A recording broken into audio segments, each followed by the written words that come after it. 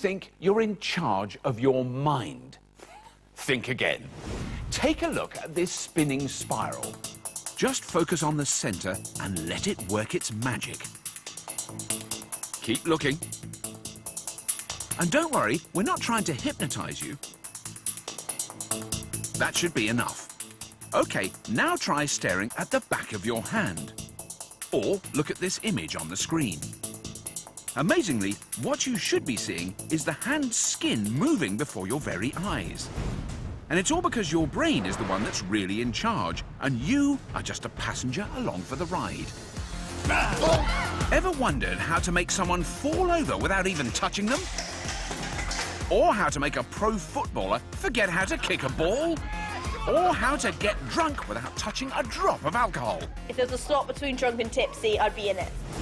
We're going to show you how every one of us can be manipulated through our unconscious brain processes. And we're going to prove it with a whole load of ingenious stunts and hidden camera experiments. How did you change? On the best guinea pigs of them all, unsuspecting members of the public. No. Welcome to Blow Your Mind.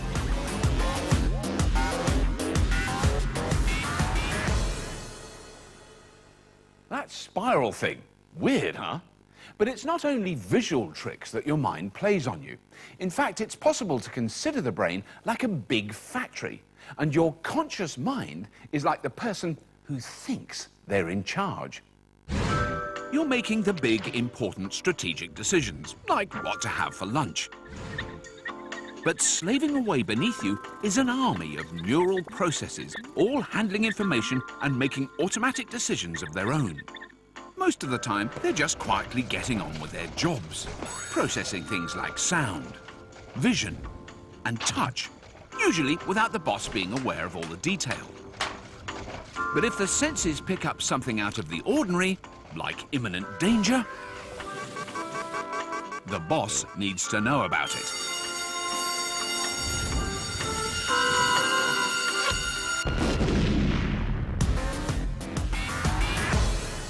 There are two kinds of reaction to external stimuli, a conscious one and an automatic one. Now, here's a conscious one.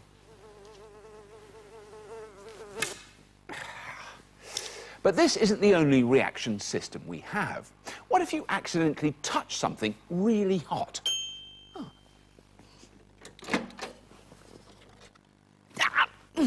Chances are you've pulled your hand away before your conscious mind has even noticed. Your nervous system has simply relieved you of command. But this reaction isn't just caused by pain. It also works for things like fear. The fear response. Or why we all pull the same face when we get a shock.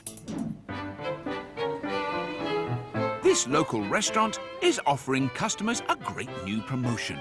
All they need to do is guess the name of the 3 dishes under these covers to win a prize. But there's one thing they're definitely not expecting to be on the menu: this man's head. The question is, how quickly will they react when they're suddenly faced with this terrifying sight?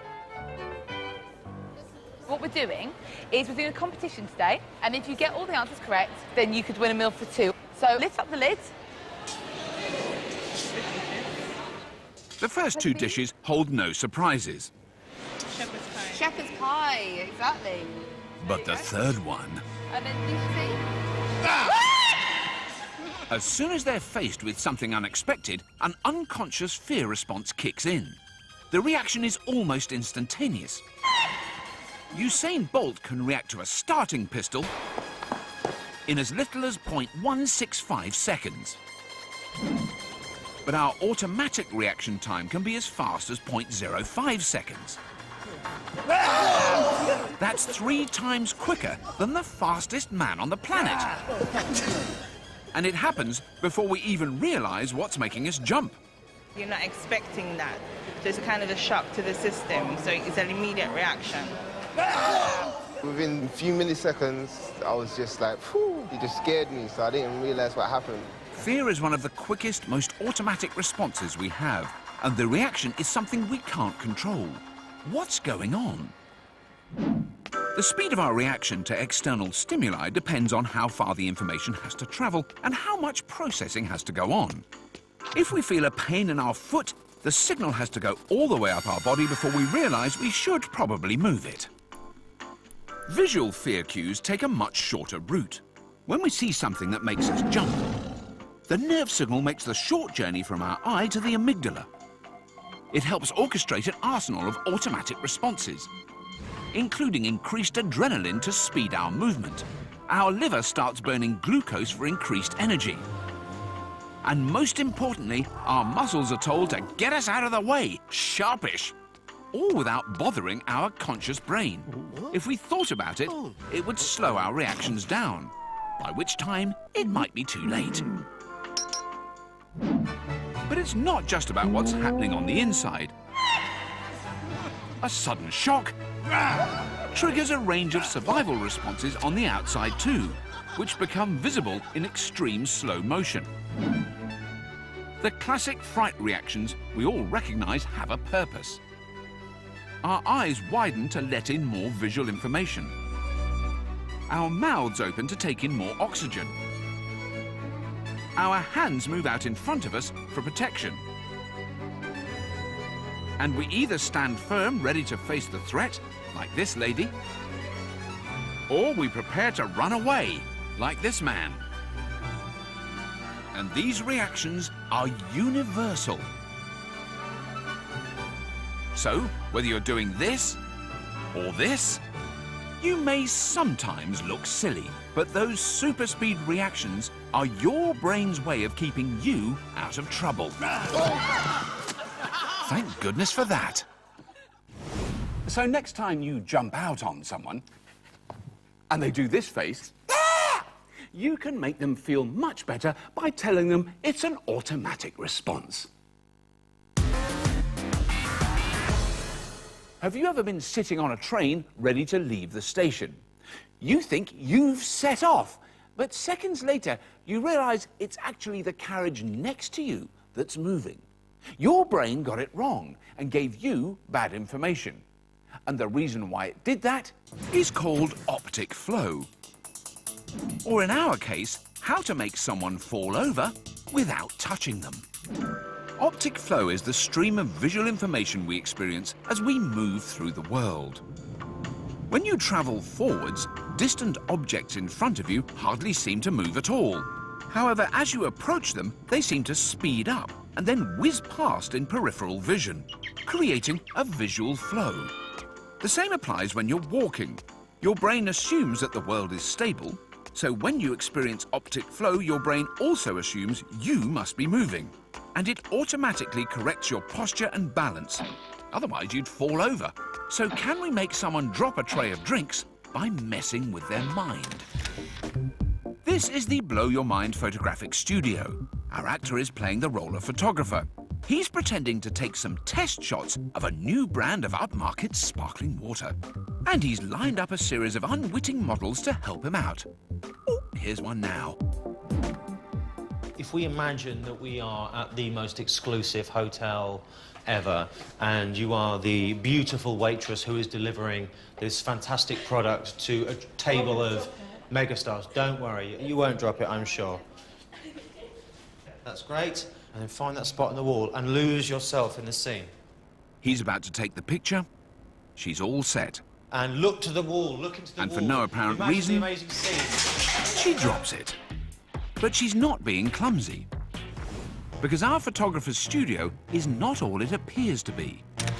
The whole thing was specially constructed earlier in the day.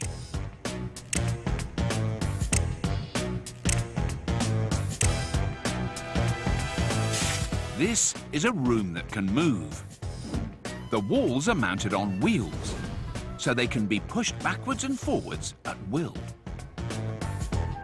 As soon as the walls move, the person inside experiences an optic flow. As far as their brain is concerned, it's not the walls that are moving, it's them. And their body's attempt to compensate makes them lose their balance. To help generate the optic flow, there are stripes on the walls which move through the subject's peripheral vision. And putting them on a small step amplifies the effect on their automatic balancing system. Beautiful. Oh.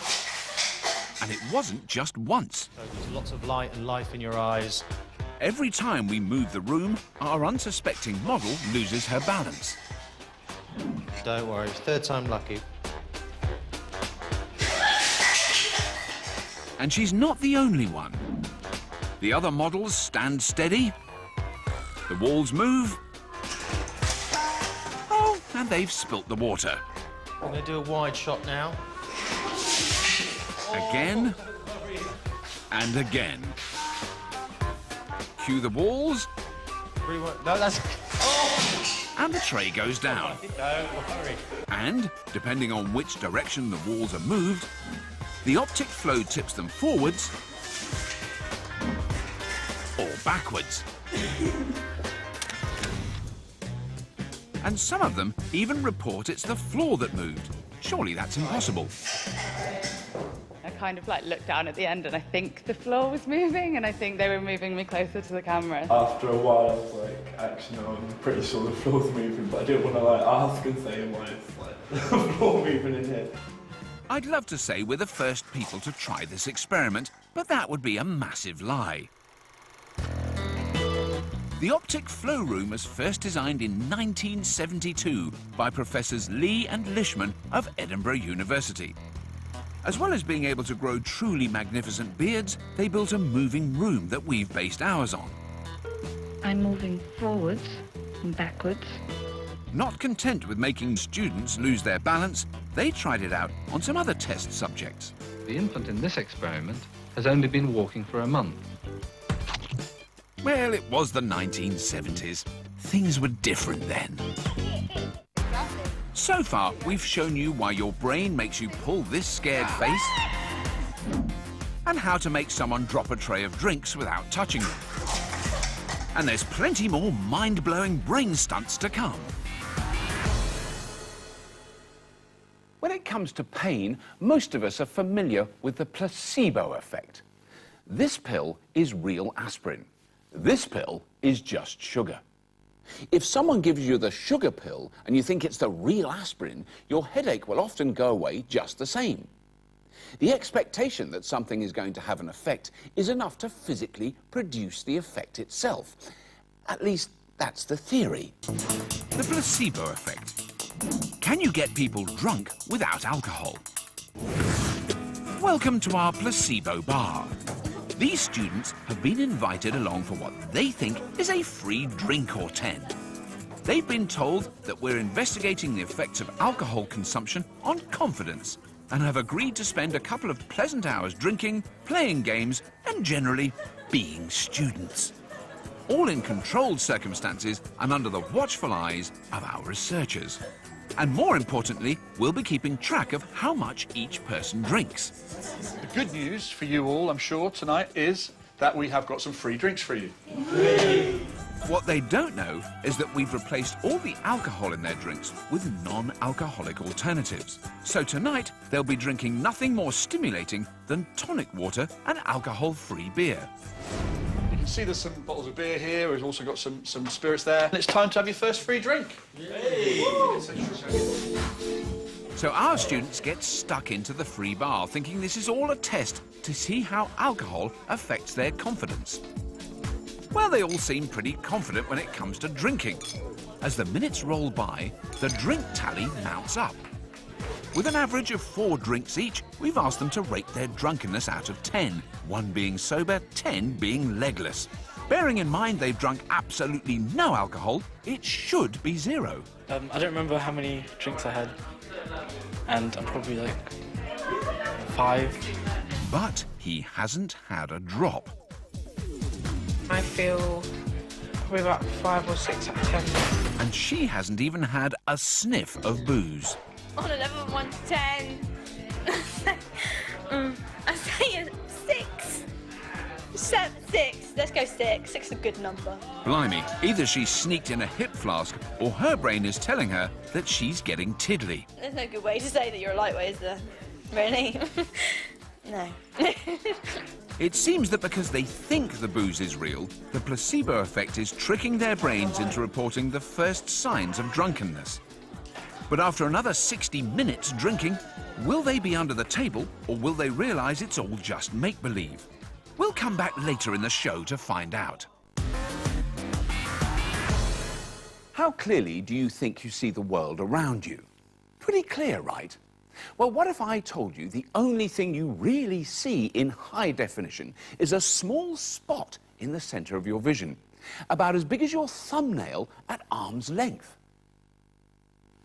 The rest is much lower resolution, and our brains do us the favour of piecing it all together as one clear image. Peripheral vision. Why we can't really trust it. For example, here we have a lovely photograph of Albert Einstein. But let's move it further away. Now who do you see? Either Einstein has just become strangely glamorous, or you should be seeing a blurry Marilyn Monroe. There are no camera tricks here. That was the same image. As the picture moves away, the high-resolution detail of Einstein is lost, and the low-resolution image of Marilyn dominates, even though the picture hasn't changed. Compared to the middle of our eye, there are few receptors at the edge of our vision, and the ones we have got are not sensitive to colour. If we saw the world through our peripheral vision, it might look a bit like this. Pretty rubbish. So why aren't we aware of this? Our eyes constantly flit around up to 5 times a second, called saccadic movements. They continually take quick samples of the visual world, and our brain fills in the rest, so we see the world clearly and in colour. So in order to test out the shortcomings of our peripheral vision, we've sent our hidden cameras and a fake policewoman onto a busy high street. Armed with a photo fit, she'll be asking shoppers if they've seen this man, a genuine Freddie Mercury lookalike. He'll be lingering in their peripheral vision. Will they spot him? Excuse me, sir. Hello. Just wondering if you mind having a quick look at this, see if it's anyone you've seen or recognise. We know that often when it gets very cold, he breaks into wearing this sort of bright yellow jacket. I don't know if that helps you visualise him at all, and you haven't seen a man with a yellow jacket on the high street at all? No, the thing about Lewisham High Street, it's, you know, when you're down here, you're so focused. Sure. And unless something drastic happens, yeah. You don't pick it up. So that doesn't remind you, nothing you've seen at all? A normal human field of vision is nearly 180 degrees. Fred is well inside that, right within the range of their peripheral vision. But as their eyes are only seeing him in low resolution and poor colour, their brains don't register he's there. Yeah, so he looks like a bit of a man's man, so yeah, with a white... Yeah. No, had I seen this person, I would have definitely known. Okay, all right. So there's nothing you've seen like that on... I haven't seen this person. Okay. All right, lovely. Thank you very much for your time. Thanks. So that seems pretty conclusive. Our peripheral vision can be rubbish at picking out important things, especially Freddie Mercury. Our brains crave harmony.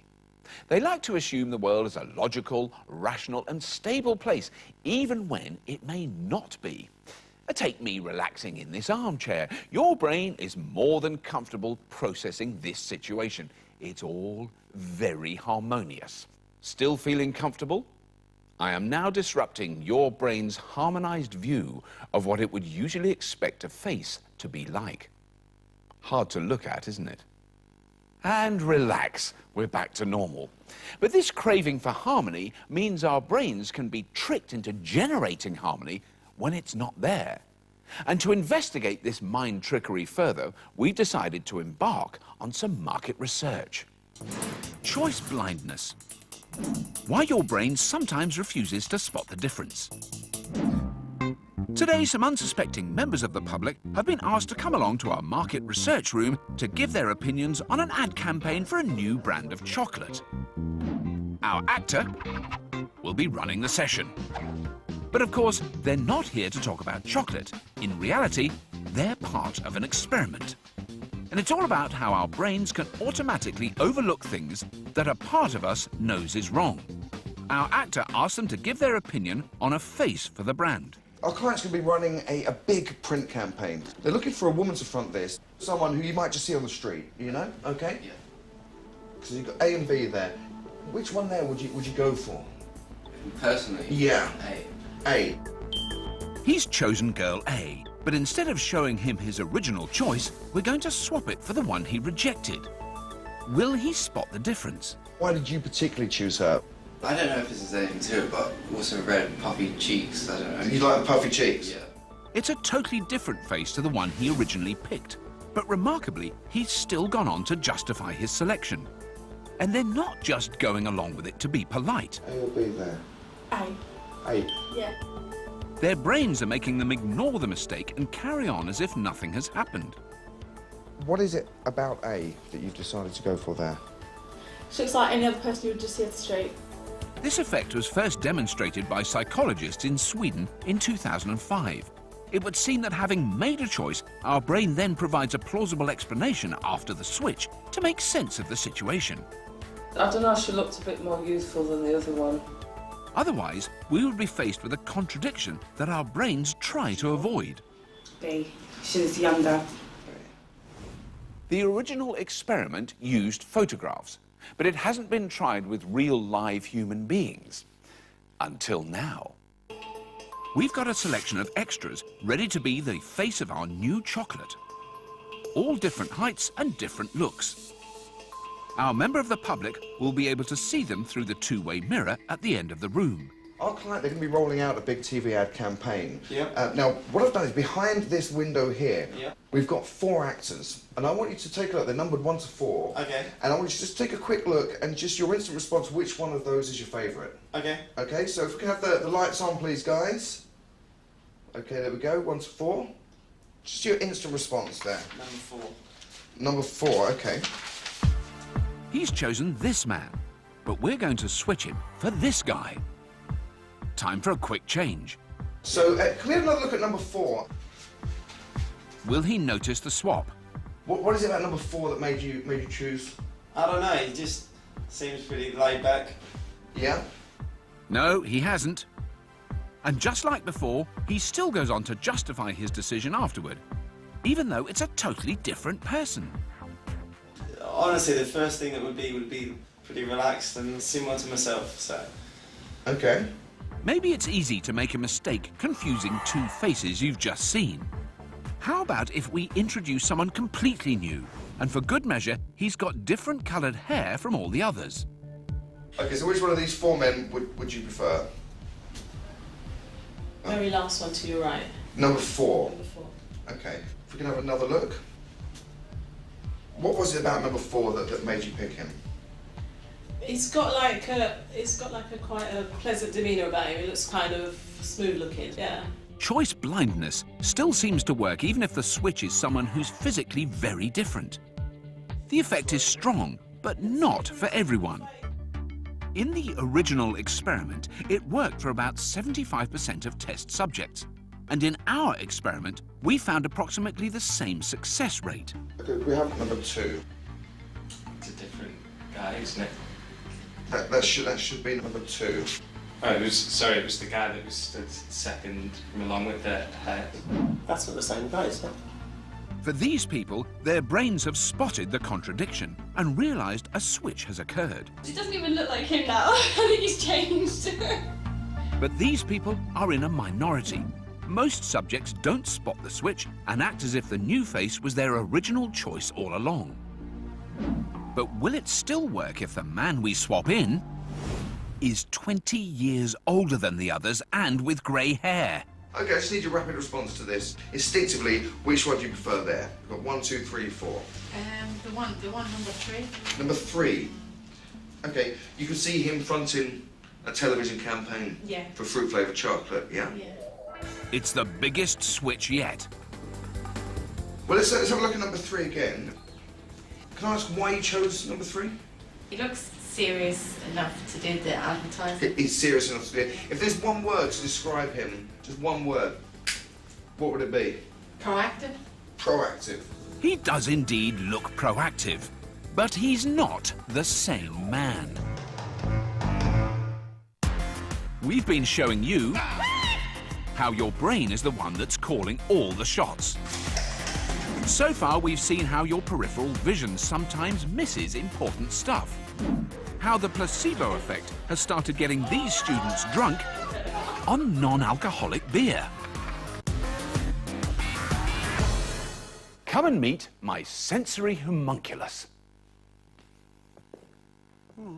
Don't be scared, he won't bite. He represents how the sensory cortex part of my brain sees my body. Let me explain. Each part of your body has a different amount of brain power dedicated to it. And as you can see here, my brain is devoting far more processing power to my hands, my mouth and eyes, and much less to my legs and torso and arms. It's my brain's body map. Why our sense of touch can be wildly inaccurate. So just how distorted is your brain's body map compared to the physical reality? Well, it's time to sit back, relax, and enjoy a neuro massage. Ooh, just down a bit, please. Meet Miranda and Carly. They're here to demonstrate a rather interesting new massage technique on some tired, stressed, and unsuspecting shoppers. They'll be offering customers the chance to enjoy the latest in vibrating massage technology, known as the Bee. It's not really, we made it up. You'd like to have a little massage? We're trying out a new product today, so it's just to massage along your back. Would you like to try it? Okay, if you'd just come and take a seat here. What their customers don't know is that they're actually part of an experiment to test how little brain power is devoted to one of the largest areas of the body, their backs. Now, if you just concentrate on the scene, listen to the waves, and I'm going to place the Bee onto your back now. Okay, how does that feel? Yeah? I'm just going to start off. Ooh, this is relaxing. I'm just going to start off with a slight pressure and then increase it slightly, okay? Now remember, he's only expecting one vibrating Bee massager on his back. Will his sensory cortex pick up the change when more bees are added? There's two. How does that feel? Feels nice, yeah. His back hasn't picked up on the extra 2 massagers. That's 4 bees now. He still thinks it's only 1. How does that feel now? That's good, yeah. Now 5. Yeah, that's very good. 6 bees on his back. How pleasant. Oh, that's very good, actually. Incredibly, even though he's only expecting 1, there's now 7 vibrating Bee massagers touching his body all at once. And he still hasn't noticed. Why hasn't his sensory perception picked up the change? With limited resources, the map our brains have of our bodies isn't always accurate. Having good touch sensitivity on our backs is not a priority. In fact, it takes Miranda to go on a tea break for anyone to notice. How do you take it? Do you want milk, sugars? Do you know what? I better come with you. Okay. I'm just going to leave you for a second. I could just feel 1, but didn't expect there to be 8. Are you enjoying a massage? I was very surprised. I thought it was just the 1. I don't know what to say. It was really amazing. Just winding it down slowly. This all illustrates how little sensory brain power is devoted to your back compared to other areas. And that's the end of your massage. So why is this the case? The sensory and motor cortexes of our brain devote different amounts of resources to different parts of our body. We spend a lot of time using our hands, so that part of the cortex is comparatively large. Similarly, we tend to do a lot of talking, so the part of our brain that corresponds to the tongue is pretty beefy too. We don't tend to do a lot of sensing with our legs, so the cortex doesn't devote a lot of space to it. But if you do use a particular part of your body a lot, the brain generates extra neurons to deal with the increased input. So if you decided to use your elbows to juggle, you'd have more elbow-sensing neurons than everybody else. You may be familiar with the 5 senses of sight, sound, smell, touch, and taste. We tend to assume they work in isolation, but our brains much prefer for our senses to be good team players. The way we perceive the world combines sight with sound, smell with taste, and all the other combinations. It's called cross-modality. Can you trick a wine buff into mistaking white for red? If you cut your hand, you sometimes don't feel the pain until you look at it. That's vision and touch working in combination. If you're trying to follow a conversation, it's much easier if you can see the person's mouth moving. That's sight and sound. For some people, there can be an extreme version of the cross-modal effect called synesthesia. For them, this may mean that when they hear music, they see a colour. Or when they see a particular shape, they may have an associated taste. In essence, it's like they can see sound and smell shapes, all without the benefit of any unusual stimulants. So our senses are working together all the time. But this team effort means that sometimes our brains get things wrong. How about this ball? Seems fairly ordinary. But have a listen. Which side of your TV does the bounce sound like it's coming from? Like most people, you're probably thinking it's coming from the left. In fact, the sound has been coming out of both the right and the left speaker the whole time. And it's all because your eyes and your ears have been working together and caught you out. In order to see how strong the cross-modal effect can be, we've put on an elite wine tasting event, showcasing 3 of the finest reds and whites from the New World. And hosting this event is professional sommelier and wine expert Gilbert Winfield. All under the gaze of our hidden cameras, the tasters arrive for what they think will be a spot of this and a lot of that. It should be extremely hard for someone who knows about wine to mistake the fresh, light flavour of a good white for the rich, fruity texture of a red, or so you'd imagine. But looks can be deceiving. Rather than trying 3 reds and 3 whites, our wine enthusiasts will only be drinking white wine. The colouring won't affect the taste, but could the mere sight of a white wine coloured red be enough to change the perceived flavour of the drink and get past these wine buffs? Who prefers white? Who prefers red? I definitively prefer red. Prefer red. Okay. So we have a red wine enthusiast, but she doesn't know that there won't actually be any red on offer tonight. First up, it's the white Chilean Sauvignon. No colouring yet. What do you think of the palate? It's just really clean. Good. Very light, very citrusy. Does it go well with food? Is it nice on its own? I was thinking less fish and more chilled shellfish. Something that had the fat, had a lot of like richness. Because the acidity cuts through the fat. Yeah. Okay. This group clearly knows their wine. But what will happen when Gilbert gives them the same white wine, but this time with red dye? So, the next wine, we have Chilean Merlot. I had it with petrol as well, like carbon. Petrol. I took cherries initially. Okay. Cherry bomb. Yeah. Cherries and petrol, classic hallmarks of a good red. Or in this case, a white with red food colouring. What's happening is that their brains are interpreting all the sensory input, in this case, the taste, the smell, the appearance, and combining them. When one of their senses is tricked, such as changing the colour, it has a huge impact on what they think they're experiencing. There are a few wines into the evening, and our tasters seem to be none the wiser. They try a white. If it was peaches, I would have said it was candied peaches. Yeah. There's a hint of... And then the same wine again, dyed red. That's delicious. It was like a mulled wine. I think there's a bit of fruit, but it's like cooked fruit, almost really, really dark, heavy fruit. Maybe. Mulled wine? They may be seasoned wine tasters, but this fake colour is playing havoc with their senses.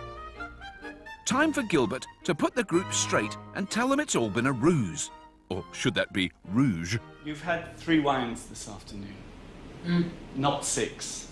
No. The reds are whites coloured with red food dye. Really? Okay. As soon as you see the different colour, you automatically change your viewpoint. So when I saw the red, I thought of red wines and what classically red wines might be. I didn't trust my taste, trusted my eyes. I was like getting super clean elderflowers, the word that you said, on the white. And on the red, it was like, it was fruity. Yeah, it was definitely cherries. I think that was a wonderful testament to the power of sight in tasting. Our brains are brilliant at adjusting to the world around us. Ever notice when you walk indoors on a sunny day and the room seems darker than it really is? or when you get off a boat and the ground beneath your feet still seems to be rocking? Well, it's all because of a clever little process called adaptation. Adaptation.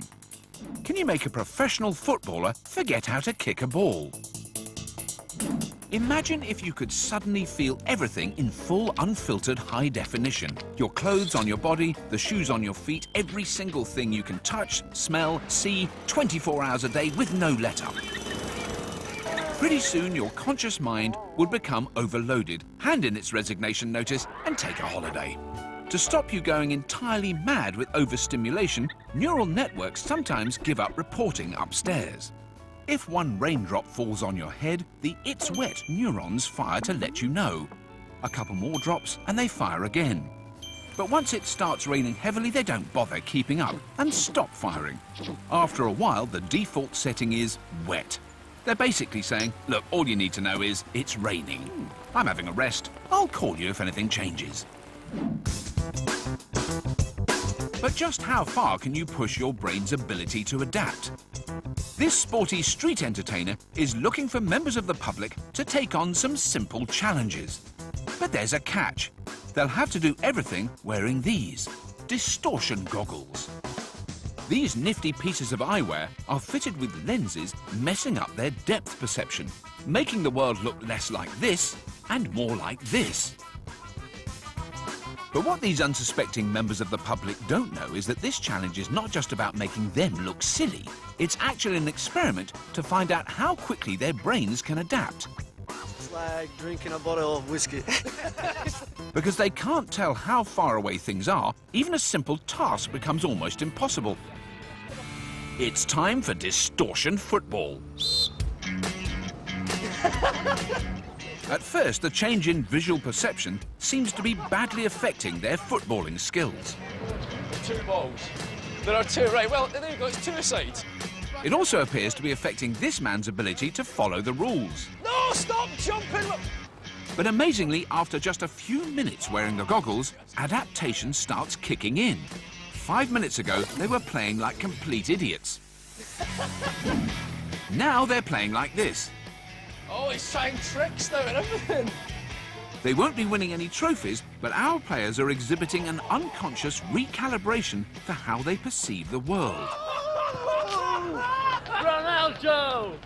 So how did it feel to adapt to such a big change in vision? After the initial sort of maybe 5 minutes or so, you just got used to it.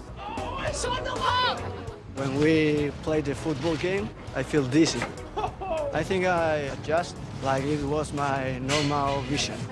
In just a few minutes, these sporting superstars were able to adapt to what their eyes were seeing. But there are some adaptations that can happen much more quickly. So quickly, in fact, that the brain can have trouble adjusting back to normal. We're at the training ground of one of London's oldest professional football clubs, Leyton Orient. First-team player Leon McSweeney has always had perfect vision. Now, he's still got perfect vision, but everything he can see is deflected by 10 degrees by these special glasses. Without the lenses, he would see the goal here. With them, it'll appear over here. And he has no idea how he'll react or how it will affect his finely honed sporting skills. Initially, the reaction is the same as the other glasses we tried. He's completely hopeless. But in just 4 minutes, his brain has shifted his perception by 10%, matching the world he's seeing. And it's not just his ball control. He's adjusted so well to the shift in vision, even his penalties are spot on. But what will happen when he takes them off? Without the glasses, common sense says he'll be seeing normally again, and he should be able to hit the goal, something he's done thousands of times before. Let's see.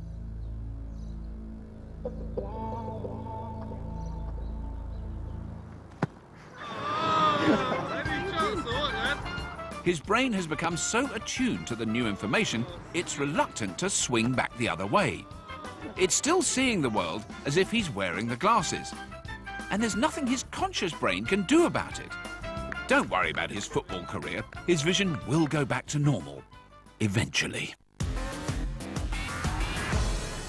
Remember those students we plied with free fake drinks? Time to find out how the placebo effect of all that alcohol they haven't drunk has altered their behaviour. This brave band of boozing students has been involved in what they think is a test investigating the effects of alcohol on confidence. They've spent the last hour drinking nothing more than a cocktail of tonic water and alcohol-free beer. But some of them are already reporting the effects on a drunkenness scale of 1 to 10. I don't remember how many drinks I had, and I'm probably like 5. I feel probably about 5 or 6 out of 10. On a level of 1 to 10, I'd say a 6. 6. Let's go 6. 6 is a good number. So it seems their brains are starting to be convinced. But will their behaviour be affected? If we drink alcohol regularly, then we're used to the way that it reduces inhibitions by dampening down the central systems which control our everyday actions. But as people's behaviour varies wildly when intoxicated, the placebo effect should mirror the real-world experience of drinking alcohol. With the party in full flow, it's time for some games. If the placebo effect is really starting to work, there should be signs of increased boisterousness, competitiveness, and loss of inhibition. Looks like it could be getting a bit competitive. But how will they fare in the ultimate test of balance and flexibility? The limbo.